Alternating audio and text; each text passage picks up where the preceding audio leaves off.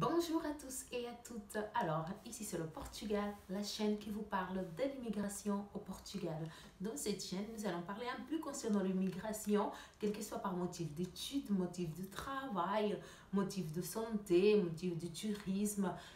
Voilà, ici c'est votre chaîne, là on parle tout ce qui a à voir avec le Portugal. Tout d'abord, je tiens à vous remercier, à vous tous. Vous êtes quand même nombreux à m'envoyer des messages. Vous êtes quand même nombreux à vouloir savoir plus concernant les universités ici au Portugal. Et aussi, on est en train de grandir petit à petit. Et juste encore quelque chose, n'oubliez pas de liker, bien sûr, parce que c'est très important pour pouvoir, afin que ce contenu puisse atteindre plus de personnes. N'oubliez pas aussi de commenter, voilà, et n'oubliez pas aussi de partager avec vos amis. Alors, dans la vidéo d'aujourd'hui, je vais répondre à plusieurs questions qui m'ont été posées, quel que soit par mail, quel que soit aussi à travers quelques commentaires. Et là, aujourd'hui, j'ai profité pour vous répondre, bien sûr, parce que à travers d'une vidéo, parce que je sais peut-être qu'il y a aussi beaucoup de gens qui ont ce doute et qui veulent aussi savoir. Alors, pour la première question beaucoup de gens m'ont posée, c'était concernant le paiement de frais de scolarité. Donc, j'ai déjà expliqué quand même à quelques personnes et aussi dans la vidéo, j'ai déjà expliqué, mais apparemment, il y a quand même des gens qui ont des doutes. Au moins, quand ils verront cette vidéo-là, voilà, peut-être ils sauront déjà de quoi je parle. Alors, concernant le frais de scolarité, d'accord, ici, normalement, vous avez la possibilité de payer la totalité du frais de scolarité, d'accord? Ou bien vous pouvez payer aussi par prestation. Dans toutes les universités, en fait, l'année scolaire est comptée en 10 mois, d'accord? 10 mois. Donc, c'est-à-dire, un exemple, si vous allez payer par an, disons, la formation, c'est, disons, 3 000 euros, il faut compter par mois 300 euros. Mais vous n'allez pas payer 300 piles, voilà. Quand vous payez comme ça par prestation, il y a quand même un petit taux. Un exemple, si votre frais de scolarité annuel, c'est 3 000 euros, si vous payez tout au début de l'année, c'est-à-dire le premier mois, dès le mois d'octobre, si vous payez tous ces 3 000 euros, ça va. Vous allez payer 3 000 euros. Mais si vous allez payer par prestation, donc peut-être vous allez payer environ, disons, 3 150. Voilà, 3 150, il y aura quand même quelques frais. D'accord? C'est-à-dire, c'est pas que le montant qui a été stipulé, c'est celle que vous allez payer. Non, il y a quand même un peu de frais à payer, mais quand même, c'est pas trop exorbitant. Mais c'est un frais, je pense que c'est bien, même à la banque, quand on fait un prêt, il faut payer avec des intérêts. C'est la même chose. Et beaucoup de gens me demandent aussi, est-ce qu'il faut payer le frais de scolarité une fois que la candidature a été acceptée, c'est-à-dire si vous êtes encore au pays, ou bien si est possible de payer ce frais de scolarité une fois arrivé sur le sol portugais. Alors, vous pouvez faire comme vous voulez. Déjà, comme je viens de vous dire, si vous voulez payer la totalité, vous pouvez le payer bien avant de venir. Ils vont vous envoyer une référence, vous pouvez le faire le transfert. Vous pouvez aussi payer dès que vous arrivez ici, si c'est la totalité. Et bien sûr, si c'est pour payer pour prestation, vous pouvez payer aussi, disons, comme je viens déjà de vous dire, par mois en fait. Par mois, vous allez payer. Alors, pour la deuxième question,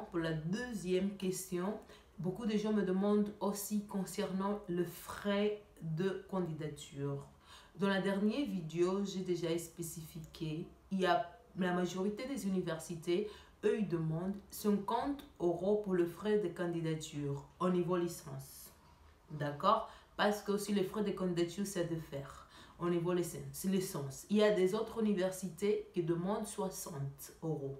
Mais c'est-à-dire l'intervalle est entre 50 et 60. C'est ça, c'est juste pour postuler au niveau licence. Mais il y a quand même des autres universités, là, au niveau master, le prix, ça change un peu des candidatures. Ça peut être moins, Voilà, pour les universités, il y a les autres plus. Il y a quand même ceux qui payent au niveau master, c'est juste 20 euros. Voilà, 20 euros pour faire le frais de candidature. D'accord? Ça, c'est la deuxième question. Et encore une autre question que beaucoup de gens me posent, et beaucoup de gens me demandent, c'est la question des documents. Alors, dans la première vidéo, je vais laisser ici, j'avais demandé quels sont les documents à fournir lors de la candidature dans une université portugaise. Là, c'est bien stipulé quels sont les documents. Donc, mais là, je vais répondre encore. Il faut que vous soyez muni avec vos diplômes. Si vous avez juste le bac, donc le diplôme du bac, l'attestation du bac, le relevé de notes du bac. Et il faut le légaliser auprès de votre ministère des Affaires étrangères. Ou bien, si vous êtes dans un pays où vous pouvez faire la postille de Haia, disons un peu le pays du Maghreb, là vous pouvez faire la postille. Donc, c'est plus nécessaire de passer au niveau du ministère. Avec cette apostille, ce document sera aussi valable. Donc, c'est ça. Il faut légaliser vos documents avant de déposer une demande. Parce que comment est-ce que l'université saura vraiment que vos documents sont authentiques s'il n'y a aucune cachet de votre ministère? Donc, c'est quand même un peu comme ça. Tel comme je vous avais dit, beaucoup d'entre eux, donc quand vous s'inscrivez, il y a des universités qui après ne vous demandent plus de papier. C'est-à-dire, vous êtes admis, ils vont voir la lettre d'acceptation et puis une fois arrivé ici, ils ne vous demandent plus, c'est-à-dire vous donnez plus de papier. Seulement ceux que vous avez déjà montré, ça c'est suffisant. D'accord? Maintenant aussi, il y a quand même beaucoup de gens qui me demandent concernant le prix, concernant le montant, comment se préparer. En fait moi je dis souvent que peu importe le type d'immigration que vous allez entamer, il faut toujours une préparation au préalable. D'accord? Donc il faut une préparation au préalable. Du coup, il faut se préparer. Pourquoi d'abord? Vous allez dépenser d'argent au niveau pour la légalisation de vos documents, d'accord? C'est-à-dire pour les légaliser, je ne sais pas combien ça coûte dans vos pays. Tout dépend du pays. Il y a ceux qui c'est moins cher que les autres.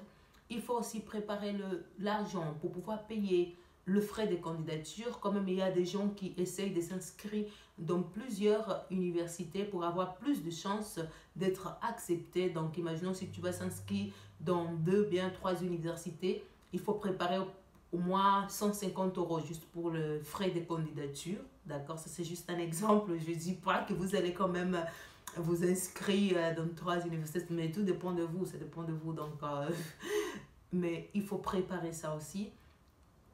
Et une fois que vous êtes accepté, d'accord, il faut aussi avoir l'argent pour le paiement du visa. Normalement, pour le paiement du visa, le frais de visa, ça dépend, je ne sais pas, dans vos pays, c'est environ 90 euros. Ça, c'est le frais du visa Schengen, parce que ce sera un visa Schengen. Plus les autres documents et puis la prise en charge de vos parents. Tout ça, d'accord? Donc, ça, c'est pour la préparation. Et j'espère très bien que vous avez bien compris. Voilà, c'est un peu ça. Et puis, encore une chose que je vous encourage vivement, c'est d'envoyer souvent des mails à l'université et poser des questions. Ils vont vous répondre. Poser des questions, ils vont vous répondre. D'accord? Donc, c'était seulement ça. C'était quelques questions qui m'ont été posées pour quelques personnes. Et du coup, j'ai voulu aussi partager avec vous parce que je crois qu'il y a quand même des personnes aussi que peut-être ils se sont demandé aussi ça. Donc, et là, j'ai profité de cette occasion pour vous répondre. Et maintenant, je profite de m'excuser parce que quand même, j'ai une semaine, ces derniers jours, c'est trop chargé. Je suis trop prise, mais trop prise. Vous ne pouvez même pas savoir. Je suis trop prise et du coup, c'est pour cela qu'il y a eu quand même un petit délai au niveau des vidéos. Mais bientôt, je serai plus régulière à poster les vidéos. Comme vous le savez, normalement, je poste 3 par semaine. Donc, c'est un peu ça. Et encore une fois, je vous remercie, vous tous qui vous êtes là de l'autre côté, vous tous qui vous êtes là pour m'aider, pour m'encourager et on se voit à la prochaine.